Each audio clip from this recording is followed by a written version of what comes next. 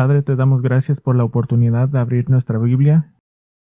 Qué tremendo es que nos has hablado a nosotros por tu Hijo, como dice el libro de Hebreos, y nos has hablado con la palabra, que tenemos una Biblia que podemos mantener en una mano y revela los misterios de Dios, revela tus requisitos de nosotros, revela las glorias de tu Hijo, el ministerio del Espíritu y nuestro destino futuro en Cristo. Entonces es nuestro privilegio abrir nuestras Biblias. Que seas bendecido esta mañana mientras escucha a tu pueblo como un acto de adoración. Oramos esto en el nombre de Cristo. Amén. Nuestras meditaciones navideñas están centradas de lo que estoy llamando anticipación antigua, destacando algunas profecías principales de la primera venida de Jesucristo, el Mesías. Y si podemos decir que María introdujo a Jesús a los pastores, ¿quién introdujo a Jesús al mundo? A él vamos a ver esta mañana. Vamos a ver el precursor oficial de Jesús, el que anunció su llegada. Entonces abran a Isaías capítulo 40. Isaías capítulo 40, y para ayudarnos a comprender Isaías capítulo 40, tenemos que entrar a otra escena diferente, en un tiempo diferente, y la escena es con el profeta Daniel. Daniel estaba emocionado, lleno de gozo y asombrado. ¿Por qué estaba tan emocionado, lleno de gozo, tan asombrado? Porque en Daniel capítulo 9 nos dice, en el año primero de Dario de Asuero, descendiente de los Medos, que fue constituido rey sobre el reino de los caldeos, en el año primero de su reino, yo, Daniel, pude entender en los libros el número de los años en que, por palabra del Señor, que fue revelada al profeta Jeremías, debían cumplirse las desolaciones de Jerusalén 70 años. ¿Qué está leyendo? Está leyendo de Jeremías 25. Sabemos exactamente dónde. Toda esta tierra será desolación y horror, y estas naciones servirán 70 años al rey de Babilonia. Después de que hayan cumplido los 70 años, castigaré al rey de Babilonia y a esa nación por su iniquidad, declara el Señor, y la tierra de los caldeos lo haré una desolación eterna. El primer año de Dario, hijo de Asuero, fue en el año 531 AC. Daniel, uno de los primeros cautivos tomados por Babilonia, que fue tomado en el año 605 AC, significa que de los 70 años que Dios había decretado, ya habían pasado 66 años. Estaba exiliado en Babilonia por 66 años y ya tenía como 80 años, y sus recuerdos de su hogar en Judá y Jerusalén ya tienen casi 7 décadas de antigüedad. Pero el tiempo de espera casi terminaba. Y en respuesta, Daniel ofrece unas oraciones más grandes en la Biblia, su oración de confesión y petición en el resto de Daniel 9. Su esperar casi ha terminado. Y en Isaías capítulo 40 retoma esta historia. Y nos encontramos en Isaías 40 en unas secciones más dramáticas de cualquier libro de la Biblia. Es en el nivel de la ruptura entre el Antiguo Testamento y el Nuevo Testamento, de ley a gracia, de juicio a misericordia. En el capítulo 1:39, el enemigo primario de Israel es Asiria. Y ahora, de repente, avanzamos rápidamente un siglo después, en el capítulo 39, y ahora la preocupación es Babilonia. Y en este cambio narrativo, la historia del capítulo 36 a 39, estamos enfocados en el Señor tratando con el rey de Judá, Ezequías. Y Ezequías fue un buen rey, pero para el lector, Isaías puso las órdenes fuera de orden, y lo que miramos de Ezequías al último es el egoísmo y el orgullo de Ezequías. Y debido a esta misma actitud rebelde de todo Judá y de los pecados del futuro hijo de Ezequías, Menasés, Dios enviará a Babilonia para juzgar a su pueblo. En nuestra Biblia, entre el capítulo 39 y capítulo 40, hay como media pulgada de espacio en blanco. Pero lo que pasa en ese espacio en blanco es épico. Durante las décadas, Babilonia creció en fuerza hasta que finalmente aplastó a Asiria unos 90 años después de que Isaías escribiera. El imperio babilónico comenzó a extenderse y cuando Nabucodonosor subió al trono en el 605, Judá ahora estaba dentro de los límites del nuevo imperio babilónico. Emitió un decreto a Judá, Nabucodonosor hizo esto, que le pagaría tributo, y parte de este tributo es que el rey de Judá serviría a Nabucodonosor. ¿Qué pasó? Segundo Reyes 24:1 dice: en los días de Joaquim subió Nabucodonosor, rey de Babilonia, y Joaquim fue su siervo por 3 años, después se levantó y se rebeló contra él. Entonces, Joaquim se rebeló contra Nabucodonosor. Nabucodonosor atacó y sitió a Jerusalén, y para asegurarse que supieran quién estaba a cargo, Nabucodonosor exigió rehenes para llevarse a Babilonia, y uno de los rehenes era Daniel. Babilonia vino de nuevo en el año 597 y atacó Jerusalén, y otra vez en el 587 y luego 586 destruyeron a Jerusalén, llevándose a los que no fueron asesinados. Ahora Judá ha sido destruido, Jerusalén ha sido destruida, y los judíos que no fueron asesinados fueron exiliados a Babilonia. Y ahora, haber estado allí por un tiempo, los escritos proféticos de Isaías de capítulo 40 a 66 comienzan a adquirir un significado increíble, porque aquí la gracia de Dios está demostrada. El plan de Dios para Israel empieza a comenzar, y ya no va a haber un reino dividido del norte y del sur. Ahora va a restaurar la nación, por lo menos un remanente. Pero incluso en el medio de ofrecer la esperanza inmediata a los rehenes en ese día, Isaías proféticamente lleva en esta historia la esperanza verdadera de Israel, el Mesías de Dios, quien se llamará Jesús.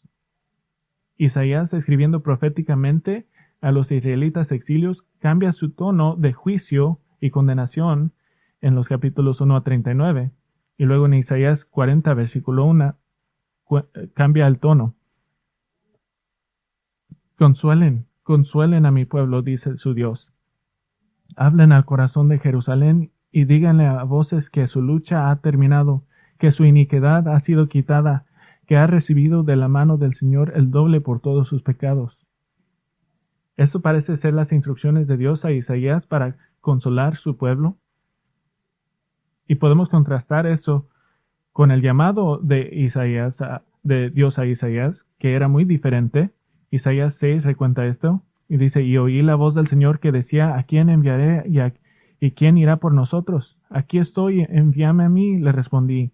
Y él dijo: ve y dile a este pueblo, escuchen bien, pero no entiendan, miren bien, pero no comprendan, haz insensible el corazón de este pueblo, endurece sus oídos y nubla sus ojos, no sea que vean con sus ojos y oigan con sus oídos, entiendan su corazón y se arrepientan y sea curado. Isaías iba a predicar un mensaje que iban a rechazar. Si a mí me dieran ese trabajo, yo preguntaría lo mismo que pregunta Isaías. Dice: ¿hasta cuándo, Señor? Y Dios dice: hasta que las ciudades estén destruidas y sin habitantes, las casas sin gente y la tierra completamente desolada, hasta que el Señor haya alejado a los hombres y sean muchos los lugares abandonados en medio de la tierra. Pero ahora la misión de Isaías de hablar del castigo ha terminado, y ahora Dios lo comisiona para darle consuelo a su pueblo, de consolar, de darles alivio o animarlos, que hablen al corazón de Jerusalén. Judá había declarado guerra contra Dios en virtud de alejarse de la ley, pero la guerra había terminado. Dios está declarando paz porque su pecado nacional ha sido perdonado como nación y ha tomado el castigo completo, los 70 años. ¿Por qué 70 años en exilio y cautiverio? ¿Solamente fue un número que pensó Dios? Israel era la nación del pacto de Dios. Hicieron un pacto con él en el monte de Sinaí, que obedecerían su ley y que él sería su Dios. La señal de un verdadero creyente, y siempre ha sido, es de que desea guardar la ley por amor al Señor. Y una de las leyes que la nación fue dada por Dios fue la ley del día de reposo. El día de reposo, cada semana, como un señal del pacto de Dios con Israel, y un año de reposo, cada 7 años, de donde obtenemos el término sabático. Aquí está la ley, Levítico 25, versículo 2. Habla a los israelitas y diles, cuando entren a la tierra que yo les daré, la tierra guardará reposo para el Señor. 6 años sembrarás la tierra, 6 años podarás tu viña y recogerás sus frutos, pero el 7º año la tierra tendrá completo descanso, un reposo para el Señor. No sembrarás tu campo, ni podarás tu viña. Es decir, Israel debería de tener confianza en Dios, y cada 7 años no iba a sembrar, tenían que tenerle confianza al Señor, confiar en el Señor, y Dios le dijo lo que él haría si no le obedecerían. Levítico 26, 34. Entonces la tierra, si no obedecen, entonces la tierra gozará de sus días de reposo durante todos los días de su desolación, mientras que ustedes habiten en la tierra de sus enemigos, entonces descansará la tierra y gozará de sus días de reposo. Durante todos los días que de su desolación, la tierra guardará el descanso que no guardó en los días de reposo mientras habitan en ella. Dios dice, si no obedeces mi ley tú, la tierra la obedecerá. Israel estuvo en la tierra por unos 800 años antes de que cayó Jerusalén a Babilonia. ¿Cuántos de esos años juzgó Dios que eran desobedientes? 490. No siguieron el año de reposo 70 veces. Segunda Crónicas 36, versículo 20 dice, a los que habían escapado de la espada los llevó a Babilonia y fueron siervos de él y de sus hijos hasta el dominio del reino de Persia, para que se cumpliera la palabra del Señor por boca de Jeremías, hasta que la tierra hubiera gozado sus días de reposo. Todos los días de su desolación la tierra reposó hasta que se cumplieron los 70 años. Pero ahora se han cumplido los años. El fin ya viene. La justicia de Dios ha sido cumplida y les está dando ese consuelo. En el resto del capítulo 40 les da razones para tener esperanza mientras terminan su tiempo de espera. Y esto es lo que es increíble para el judío de este tiempo que está en Babilonia, que estas palabras traen consuelo por su regreso, pero en estilo típico de Isaías, sus profecías a menudo tienen capas. Hay niveles. Versículo 3.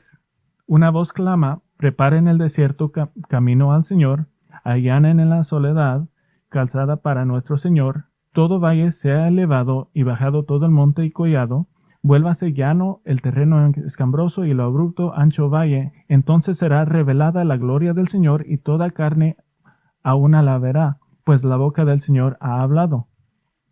Para el judío del siglo VI, que tiene oportunidad de regresar a casa con un grupo de 50,000 que regresarán, estas buenas noticias, estas son palabras fabulares porque van a ganar el camino. ¿Qué está diciendo esto? Está allanando el camino, está haciendo más fácil el camino, está abriendo una calle para regresar a casa. Y sabemos exactamente cuándo se cumplió esto. Persia se había apoderado sobre Babilonia. Esdras capítulo 1. En el primer año de Ciro, rey de Persia, para que se cumpliera la palabra del Señor por boca de Jeremías, el Señor movió el espíritu de Ciro, rey de Persia, y éste hizo proclamar por todo su reino y también por escrito, así dice Ciro, rey de Persia, el Señor, el Dios de los cielos, me ha dado todos los reinos de la tierra, y él me ha designado para que le edifique una casa en Jerusalén que está en Judá. Es decir, un remanente de Israel iba a regresar a casa. Y 4 años después de que Daniel escribió, Daniel capítulo 9. Pero si conoces tu Nuevo Testamento, cuando leí versículos 3 y 4, ustedes fueron adelante porque ya están mirando que Isaías, las capas y los niveles de sus profecías, esto no es solamente de unos exiliados regresando a casa. Este camino es el camino para Yahvé, es el camino para Dios, es el camino para que venga Dios y sus pensamientos, porque conocen su Nuevo Testamento, llegan a Juan el Bautista, el mensajero profetizado de Cristo. Abran a Marcos capítulo 1, duremos el resto de nuestro tiempo allí. Juan el Bautista a menudo se llama el precursor, el que anuncia la venida de Cristo, siguiendo el modelo de la práctica del antiguo cercano oriente, de funcionarios que iban delante de un dignitario para anunciar su próxima venida. El Evangelio de Marcos, capítulo 1. Principio del Evangelio de Jesucristo, el Mesías, Hijo de Dios. Como está escrito en la profecía del profeta Isaías, he aquí yo envío mi mensajero delante de ti, el cual preparará tu camino. Voz del que clama en el desierto, preparen el camino del Señor, hagan derechas sus sendas. Juan el Bautista apareció en el desierto predicando el bautismo de arrepentimiento para el perdón de pecados. Acudía a él toda la región de Judea y toda la gente de Jerusalén, confesando sus pecados. Eran bautizados por él en el río Jordán. Juan estaba vestido de pelo de camello, tenía un cinto de cuero a la cintura y comía langostas y miel silvestre. Y predicaba diciendo, tras mí viene uno que es más poderoso que yo, a quien no soy digno de inclinarme a desatar la correa de sus sandalias. Yo los bauticé a ustedes con agua, pero él los bautizará con el Espíritu Santo. Sucedió que en aquellos días Jesús vino de Nazaret de Galilea y fue bautizado por Juan en el Jordán. Inmediatamente al salir del agua, vio que los cielos se abrían y que el Espíritu descendía sobre él como una paloma. Y vino una voz de los cielos que decía, Tú eres mi Hijo amado, en ti me he complacido. Quiero mirar esta profecía de Isaías y quiero enseñarles 5 elementos del ministerio del precursor. Primer elemento es la presentación del precursor. La presentación del precursor. Primero 4 versículos hablan de esto. Y pueden recordar que Juan el Bautista, su padre, Zacarías, era un sacerdote, y cuando era su tiempo de servir en el templo, y había un sistema, él y su esposa estaban de edad avanzada, Lucas capítulo 1:7, y no tenían hijos.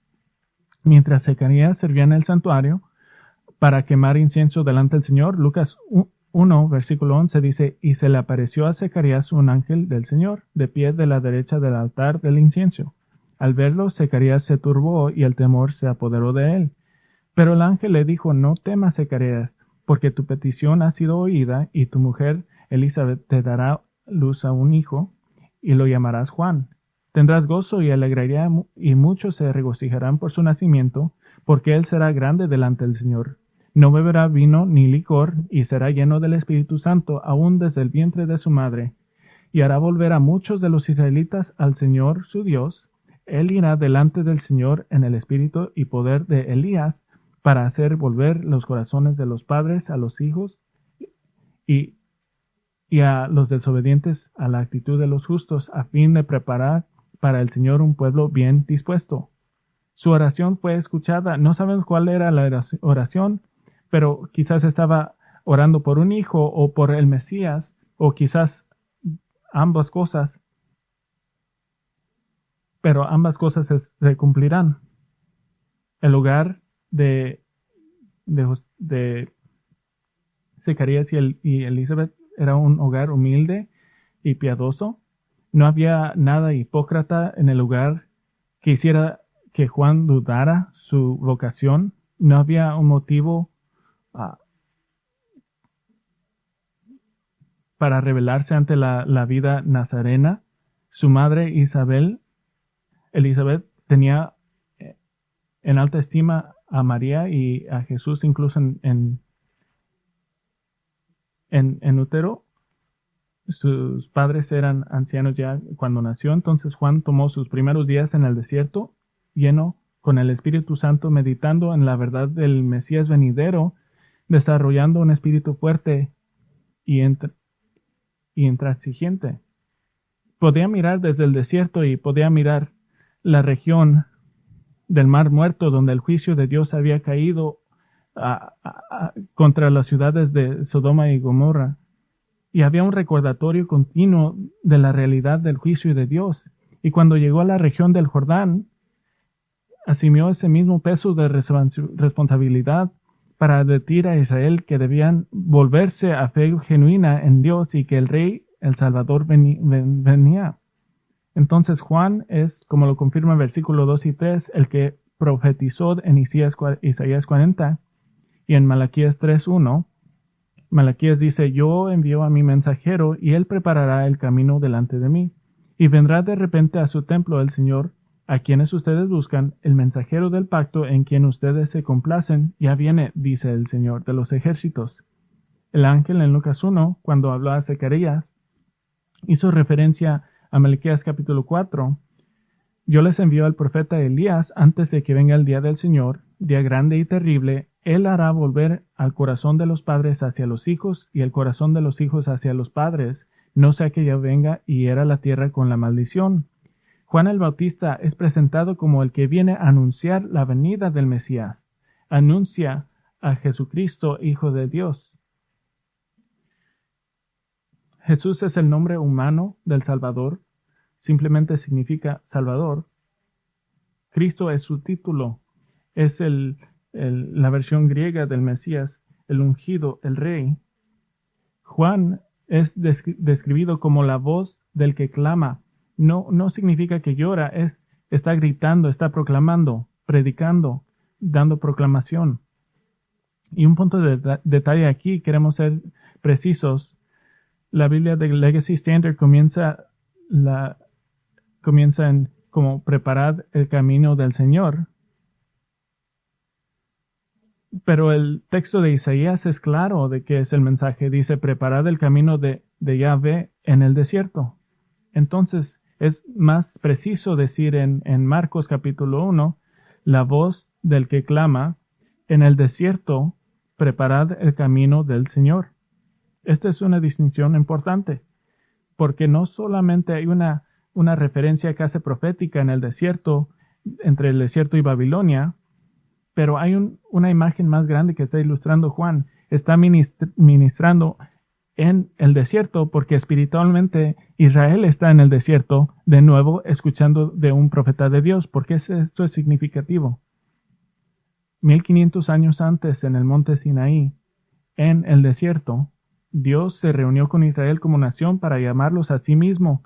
Acababa de rescatarlos de Egipto y Dios usó un emisario humano, a Moisés, para presentarse oficialmente a Israel. Y ahora Israel ha roto irremediablemente el pacto con Dios y de nuevo Dios viene misericordiosamente a ellos en el desierto. Tengo una pregunta. Dios es todopoderoso, es glorioso, es majestuoso y ciertamente Jesús también lo es. ¿Por qué el plan de Dios sería enviar un precursor para Jesús? ¿No sería el poder de Cristo suficiente? ¿No podría haber venido Jesús y comenzar a sanar a la gente y esa es su entrada, su presentación? Isaías profetizó sobre un precursor. Malaquías profetizó sobre un precursor, y esto habla del nivel de la ceguedad espiritual de Israel, que es una acusación de cuán ciegos estaban en la realidad del Dios verdadero y su rebelión pecaminosa. Es decir, solo un hombre ciego necesita que se le informe acerca de la luz del sol. Entonces Juan el Bautista viene para suavizar los corazones y prepararlos para que vean su Mesías. Nuestro primer elemento principal es la presentación del precursor. Nuestro segundo elemento es la proclamación del precursor. La proclamación del precursor. Versículo 4. Juan el Bautista apareció en el desierto predicando el bautismo de arrepentimiento para el perdón de pecados. Este es el corazón del mensaje, es de arrepentirse. Mateo, Marcos y Lucas indican lo mismo. Mateo 3:2, arrepiéntase porque el reino de los cielos se ha acercado. Lucas 3, versículo 3, y Juan fue por toda la región alrededor del Jordán, predicando un bautismo de arrepentimiento para el perdón de los pecados. Y para ser precisos y detallados, el centro de la proclamación de Juan no es un llamado para que los que vienen cambien sus sentimientos, no es de cambiar no es un llamado para una experiencia emocional. Quizás no era ni una llamada para sensación de dolor, aunque eso suele acompañar arrepentimiento, pero es un llamado para arrepentirse, que significa cambiar tu mente, cambiar tu propósito, cambiar tu lealtad. Cambias tu mente sobre de cómo eres, qué tan leal eres al pecado. No quieres ser leal al pecado. La proclamación de Juan es precisamente en línea con los profetas del Antiguo Testamento que frecuentemente pedían a Israel que regresaran a Dios de sus caminos apóstatas y usaban una palabra que significa girar o regresar. Joel capítulo 2:12 dice, aún ahora declara el Señor, vuelvan a mí de todo corazón. Isaías 57:7, y vuelva al Señor, y Él tendrá de Él compasión al Dios nuestro, y será amplio en perdonar. Ezequiel 33:11, no me complazco en la muerte del impío, sino que el impío se aparte de su camino y viva, vuélvanse. Entonces esta idea de cambiar su mente en el Nuevo Testamento, el mandato de Juan de arrepentirse, es una súplica para que el pueblo terrenal de Dios se aleje de su pecado y volviera hacia su Salvador. Esto es muy importante de saber esto y creo que es un punto de confusión para muchos. Juan estaba llamando a Israel como judíos aún bajo el antiguo pacto, del pacto mosaico. Está diciendo, regresen como judíos al pacto de obediencia a Dios. Así es como preparamos por el Mesías. Versículo 5 dice que las multitudes estaban confesando sus pecados, literalmente confesando en voz alta. Y quiero que se imaginen esto. Grandes multitudes, confesión pública de pecados específicos antes de ser bautizados. No fue un ineficaz, quiero pedirle a Jesús que entre en mi corazón. Ese no es el Evangelio. Esa es una confesión de específicamente cómo has quebrantado la ley de Dios. La ley de Dios dice esto y yo hice esto. La ley de Dios dice esto y yo hago esto. Esto quizás duró días y días, que gente venía y confesaban todos los pecados que podían pensar y proclamar cómo habían quebrantado la ley de Dios. No es disimilar a como nosotros hacemos nuestros bautizos. Aquí, si quieres ser bautizado públicamente, debes de proclamar tus pecados que estás confesando. ¿Por qué Juan estaba llamando a Israel al arrepentimiento? 3 razones. Primera, la razón de la salvación. La razón de la salvación. Se estaban arrepentiendo en preparación del Mesías. Estaba hablando a individuos. Individualmente se tenían que preparar para el Mesías, arrepentiéndose de su traición de pacto. El bautismo de Juan fue un símbolo exterior de prepararse para Cristo, y este no es un bautizo cristiano. Estos son judíos bajo el Antiguo Testamento. Hay una segunda razón, la razón de la iglesia. Versículo 8. Juan dice, y los bauticé a ustedes con agua, pero Él los bautizará con el Espíritu Santo. Juan el Bautista no da el significado completo de esto, pero se realizará en el día de Pentecostés, cuando moraba el Espíritu Santo en las personas de la iglesia de Jesucristo. 1 Corintios 12:13, pues por un mismo espíritu fuimos bautizados en un solo cuerpo, ya judíos o griegos, ya esclavos o libres, y todos se nos dio a beber del mismo espíritu. Entonces hay una razón de salvación y la razón de la iglesia. Y la tercera razón, la razón del reino. Esto tiene que ver con la salvación, la nación, de salvación nacional. Mateo 3:2 dice, arrepiéntate, porque el reino de los cielos se ha acercado. Viene el reino, la promesa del Antiguo Testamento, el rey va a venir. Este es un llamado a la salvación nacional, a la nación, para que se arrepienta, para que reciban su rey. Debe ponerlos en términos teológicos. Dios pidió Juan ordenó el arrepentimiento por una razón soteriológica de salvación, una razón eclesiológica, iglesia, y una razón escatológica del reino. Para resumir, Juan llamó a la nación a arrepentirse, a volverse de sus pecados y a su rey, porque el reino prometido del Antiguo Testamento ya estaba cerca. ¿Por qué? Porque el rey estaba por venir.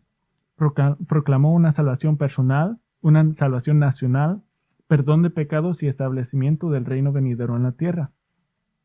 Pero aquí, y Jesús hacía eso muy claro durante su ministerio, que para participar en el reino venidero, no solamente tienes que ser nacido judío, si eres parte de Israel, tienes que tu pecado sea removido de ti. Juan se le asignó la tarea de exponer y denunciar el pecado y tuvo el máximo factor sorpresa porque el que podía quitar pecado estaba en medio de la gente mientras él predicaba. Jesús es el de que se dice en Hebreos 9:26 se ha manifestado para destruir al pecado. En la predicación de Juan podía apuntar al Cordero sacrificial de Dios, al Hijo de Dios. Esa era su proclamación. Tercer elemento, el propósito del precursor. El propósito del precursor. Versículo 5. Acudía a él toda la región de Judea y toda la gente de Jerusalén, y confesando sus pecados eran bautizados por él en el río de Jordán. Tenemos que regresar al monte de Sinaí, 1500 años antes, para entender el propósito de Juan.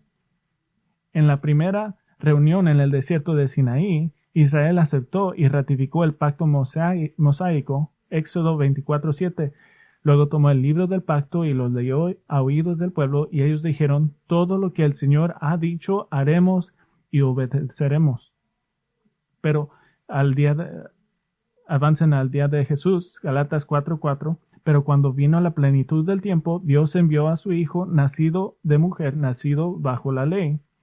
Cuando Jesús nació y cuando abrieron los evangelios, Israel todavía estaba bajo el antiguo pacto. Los profetas del Antiguo Testamento, Isaías, Jeremías, Daniel, Moisés, Miqueas y otros, hablaban proféticamente que el Mesías iba a venir, el Hijo de Dios iba a venir a Israel para ofrecer la salvación espiritual. Había llegado a esto siglo tras siglo tras siglo y después nada. Nada por 400 años. Dios guardó silencio, no había profetas, no había predicación, hasta que apareció Juan el Bautista. Y ahora de nuevo en el desierto, Dios está llamando a su pueblo, viniendo en persona, y manda un precursor para decirle esto. El propósito único de Juan, su propósito único en esta tierra, era de ser el último profeta del Antiguo Testamento. Y esto nos ayuda a entender las palabras del ángel a Zacarías: y hará volver a muchos de los israelitas al Señor su Dios, y él irá delante del Señor en el espíritu y poder de Elías para hacer volver los corazones de los padres a los hijos y a los desobedientes a la actitud de los justos, a fin de preparar para el Señor un pueblo bien dispuesto. Después, en su ministerio, Jesús condenará a los líderes judíos por ser igual que sus padres. Llamó a Jerusalén la ciudad que mata a los profetas y apedrea a los que son enviados a ella. Y Juan el Bautista será igual. Su ministerio lo llevará a la muerte. Su llamado fue proclamar juicio, y como fue afirmado por el doctor Lewis Johnson, dice: un ministerio de la verdad no tiene una larga permanencia en servicio cuando es llamado a pronunciar juicio. Aquí hay una introducción típica al sermón de Juan el Bautista. Pero cuando vio que muchos de los fariseos y saduceos venían para el bautismo, les dijo: camada de víboras, ¿quién les enseñó a huir de la ira que está al venir? Bienvenido a Grace Bible Church. Creo que no pidió ofrendas después de eso. Para ser el último profeta del antiguo pacto y hacer un llamado a Israel para recibir su Mesías. Ese era el propósito singular de Juan.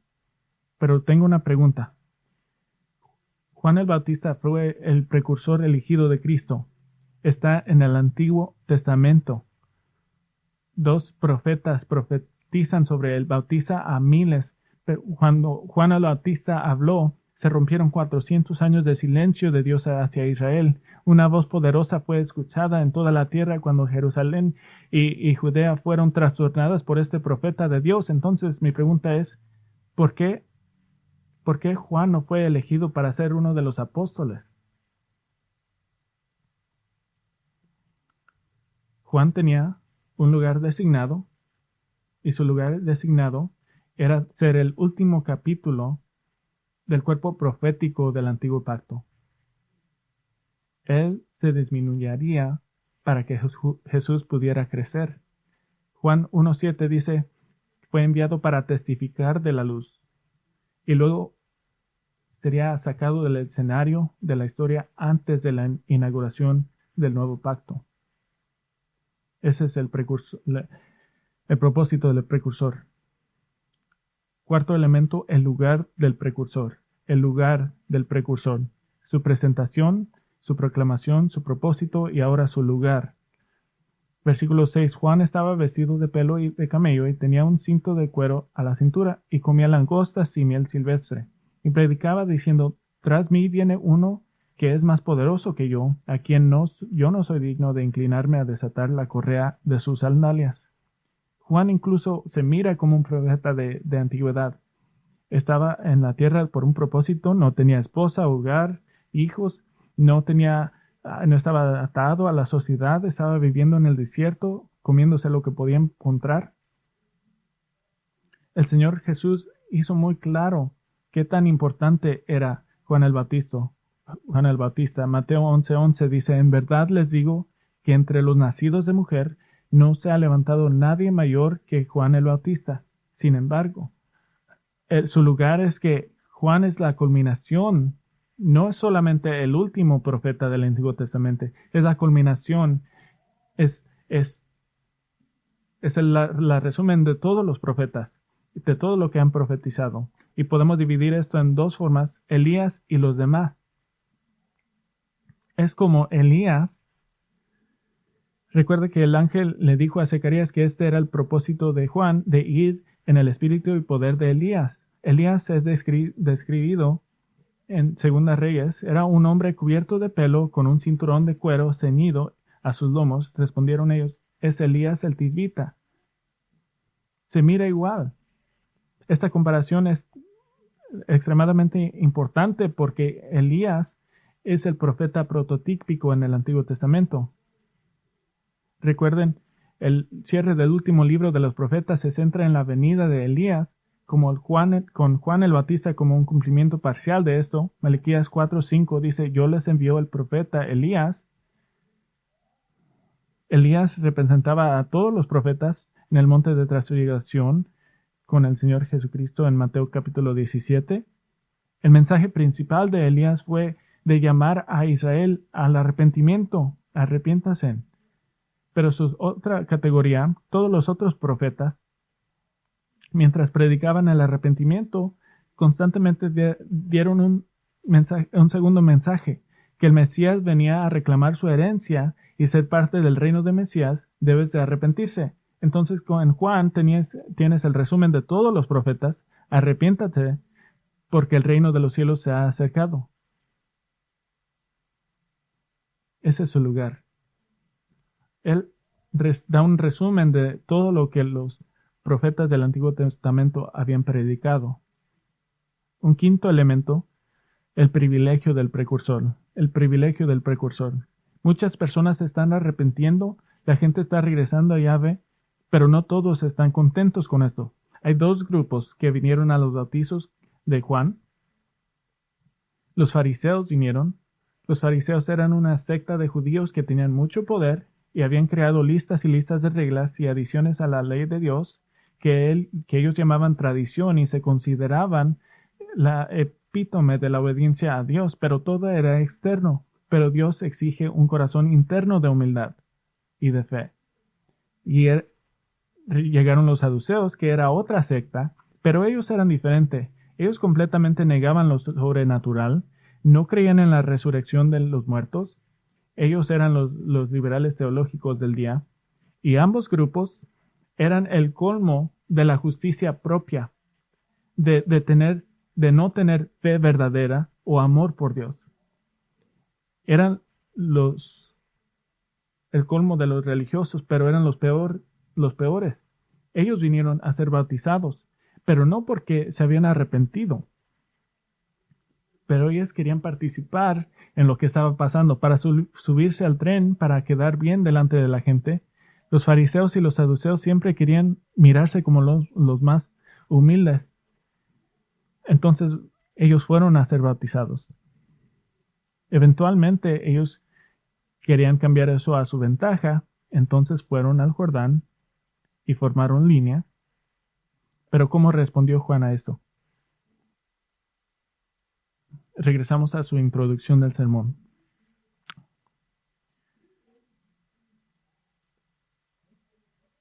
Dice, camada de víboras, ¿quién les enseñó a huir de la ira que está por venir? Por tanto, den frutos dignos de arrepentimiento y no piensen que pueden decirle a sí mismos, tenemos a Abraham por padre, porque les digo que Dios puede levantar hijos a Abraham de estas piedras. El hacha ya está puesta a la raíz de los árboles, por tanto, todo árbol que no da buen fruto es cortado y echado al fuego.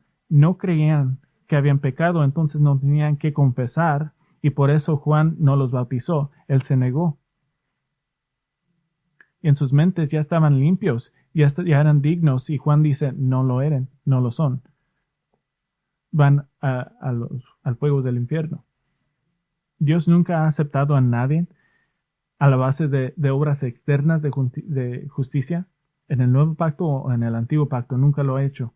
Y los que piensan que complacen a Dios por ser religiosos, actualmente lo están enfureciendo, están furiando a Dios. Externamente los fariseos y saduceos parecían los más religiosos, vivían por la ley, pero no es obediencia a la ley que salva, es el arrepentimiento y la fe. Quiero que mantengan esta imagen en mente. Multitudes haciendo fila y confesando sus pecados en voz alta, y luego al lado miran a estos hombres bien vestidos, fariseos y saduceos parados. Han sido humillados y rechazados por Juan, por alguien que parecía un hombre salvaje. Mantengan esa imagen en su mente. Versículo 9. Sucedió que en aquellos días Jesús vino de Nazaret de Galilea. Jesús vino a ser bautizado. El Evangelio de Mateo nos dice lo que pasó en este momento. Mateo 3:14, pero Juan trató de impedirlo, diciendo, yo necesito ser bautizado por ti, ¿y tú vienes a mí? Jesús le respondió, permítanlo ahora, porque es conveniente que así cumplamos toda justicia. Entonces Juan consintió. Versículo 9. Sucedió que en aquellos días Jesús vino de Nazaret de Galilea y fue bautizado por Juan en el Jordán. ¿Por qué fue bautizado Jesús? No es para arrepentirse del pecado. Este fue un evento completamente único, nunca ha sucedido antes o después. Fue bautizado para identificarse con el pueblo judío. Yo soy uno de ustedes, estoy entrando a la misma agua que ustedes. También fue bautizado para inaugurar su ministerio. Este es el comienzo oficial del ministerio de Cristo. Y fue bautizado en el momento en que sería empoderado por el Espíritu Santo para su ministerio. Era completamente Dios y completamente humana, y la humanidad de Cristo es empoderada por el Espíritu para cumplir su ministerio. Ahora recuerden la escena, multitudes haciendo fila y confesando pecados, y los fariseos bien vestidos, parados al lado, porque fueron rechazados y humillados por Juan, porque no querían confesar el pecado. Y ahora aquí viene Jesús. Él no confiesa el pecado tampoco, pero Juan lo bautiza a él. ¿Por qué Jesús no confesó pecado? Porque él es santo, santo, santo. No tiene pecado. Y esto enfurió a los fariseos y saduceos, los falsos religiosos, y nunca lo olvidaron. Versículo 10. Inmediatamente al salir del agua, vio que los cielos abrían y que el Espíritu descendía sobre él como una paloma, y vino una voz de los cielos que decía: Tú eres mi Hijo amado, en ti me he complacido. ¿Qué miró Jesús? Jesús vio los cielos que se abrieron. Es la palabra rasgada. Se abrieron como el velo del templo. Cuando Cristo murió en la cruz se rasgó. Es la palabra que habla de romperse. Es con fuerza, no es gentil. Cuando los cielos se abrieron, el Espíritu descendió sobre Jesús para empoderarlo para el ministerio. Esto es único en las Escrituras. El Espíritu Santo siempre es presentado como invisible. Pero esta es una manifestación visual del Espíritu de Dios. Esto es solo una metáfora de cómo vino el Espíritu Santo o que vino como una paloma. No. Lucas 3:22 dice: el Espíritu Santo descendió sobre él en forma corporal como una paloma. ¿Pero por qué como una paloma? Si le preguntan al cristiano, puede decir es porque los palomos son gentiles, pero esa no es la imagen. La paloma es poder, transmite la idea de poder.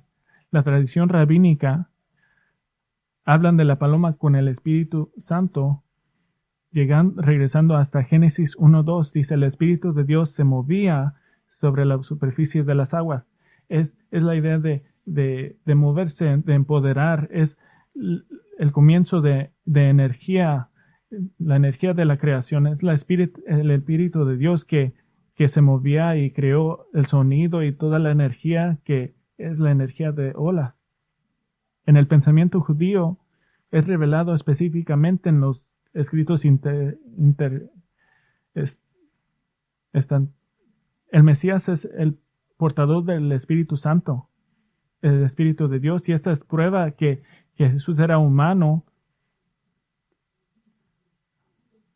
y que llevaba el Espíritu de Dios, y por este poder Jesús iba a calmar los mares, predicar la palabra, resucitar a los muertos, todo en el poder del Espíritu. La señal para el pueblo de este evento, versículo 11, la voz diciendo que identificando a Jesús, pero los cielos que se abren siendo rasgados, ¿qué dice aquí? Dice en el versículo 10: y inmediatamente saliendo del agua, él, es Jesús, miró que se abrían los cielos. El Evangelio de Mateo dice lo mismo. El Evangelio de Mateo dice que se abrieron los cielos a Jesús, a él. Esto pasó en el reino del Espíritu. Un evento de ese tamaño, abriéndose los cielos, eso había el cielo abriéndose y el Espíritu de Dios descendiendo, tenía otro propósito que era visible en el reino del Espíritu. Era un llamado a la guerra, era un desafío. Ese derrotamiento celestial el bautizo de Jesús fue una declaración de guerra. La cruz fue la victoria en esa guerra. Ha terminado. Las tres personas de la Trinidad están involucradas. Dios, el Hijo, es comisionado para la batalla espiritual. Dios, el Espíritu, le da el poder para esta batalla, y el Padre ha respaldado la impecabilidad y deidad del Hijo. Y en Marcos 1:9 hace una declaración de guerra contra Satanás. ¿Y cómo sabemos esto? Porque la primera batalla es peleada y ganada inmediatamente. Versículo 12 dice: enseguida el Espíritu lo impulsó a ir al desierto, y estuvo en el desierto 40 días siendo tentado por Satanás, y estaba entre las fieras, y los ángeles le servían. Juan el Bautista, el precursor, predicho 700 años antes de Cristo, nunca se casó, nunca fue dueño de casa, nunca tuvo trabajo, nunca interactuó de manera significativa con la sociedad. Fue el último profeta del Antiguo Testamento en el espíritu de Elías para proclamar arrepentimiento por el reino venidero. Fue el único profeta del Antiguo Testamento que predijo que el Mesías vendría Y luego, y Jesús dijo que era el más grande de los que había nacido porque era el único que predijo que vendría el Mesías y luego dijo, ahí está, el Cordero de Dios, que quita el pecado del mundo. Y por cierto, recuerden que los cielos se abrieron y el Espíritu de Dios descendió sobre Jesús. Este evento fue un evento privado en el reino de Espíritu, pero hubo otro testigo, Juan el Bautista. Juan 1:32. Juan también dio testimonio diciendo, he visto al Espíritu que descendía del cielo como paloma y se posó sobre él. Juan el Bautista presentó al mundo a Jesucristo, tal como Isaías dijo que lo haría 700 años antes. ¿Por qué esto está aquí? Para que ustedes crean que Jesús es el Cordero de Dios, para que crean que Jesús es el Hijo de Dios y que solo por arrepentirse de tu pecado y venir al único Salvador puedes tener vida con Él y vida eterna. No tenemos una fe ciega, tenemos más evidencia de la que necesitamos. Nuestro Padre, no puede ser más claro. Tu palabra es perfecta, tu Hijo es perfecto. Tiempo tras tiempo nos has dicho que Cristo venía. Nos dijiste que un precursor vendría para anunciar la venida de Cristo y sucedió tal como lo has dicho, cumpliendo las palabras de Isaías y de Malaquías. Qué tan glorioso Dios eres que no pides fe ciega, pero nos das evidencia para obtener fe en el Cordero de Dios, que ha venido a salvar el mundo de sus pecados. Y Señor, ahora mientras entramos humildemente la cena del Señor, pensamos en las razones del nacimiento de Cristo 33 años después, o que fue voluntariamente a la cruz y voluntariamente fue el sacrificio por nuestros pecados para que nosotros también entremos al reino cuando Él regresa. Pedimos, Señor, que recibas nuestra adoración con humildad en nuestros corazones, nuestra humildad, mientras recordamos el cuerpo y la sangre del Señor Jesucristo. En su nombre oramos. Amén.